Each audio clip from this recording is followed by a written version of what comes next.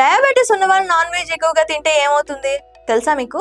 తెలియకపోతే పూర్తిగా ఈ రీల్ ని చూడండి. డయాబెటీస్ ఉన్న వాళ్ళు నాన్ వెజ్ ఎక్కువగా తినేటప్పుడు జాగ్రత్తగా ఉండాలి. ప్రత్యేకంగా రెడ్ మీట్, నూనెలో వేయించిన చికెన్, మటన్ వంటివి. బిర్యానీలు ఎక్కువగా తింటే రక్తంలో షుగర్ లెవెల్స్ పెరగడం, కొలెస్ట్రాల్ అధికం అవ్వడం, అలాగే బీపీ పెరగడం జరుగుతాయి. ఇవన్నీ కలిపి హార్ట్ పై అదనపు ఒత్తిడిని పెడతాయి.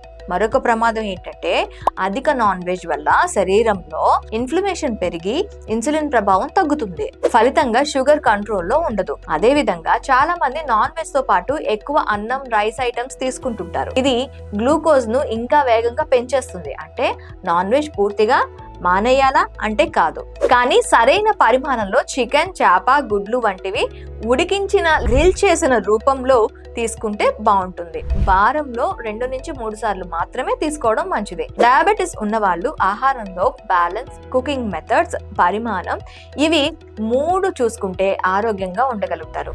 ఇలాంటి మరెన్నో ఆసక్తికర విషయాలు రావాలంటే ఏం చేయాలి? మా ఛానల్ ని సబ్స్క్రైబ్ చేసుకోవాలి. అలాగే ఈ రీల్ ని డయాబెటీస్ ఉన్న వాళ్ళతో షేర్ చేయండి, వాళ్ళకి ఉపయోగం కదా.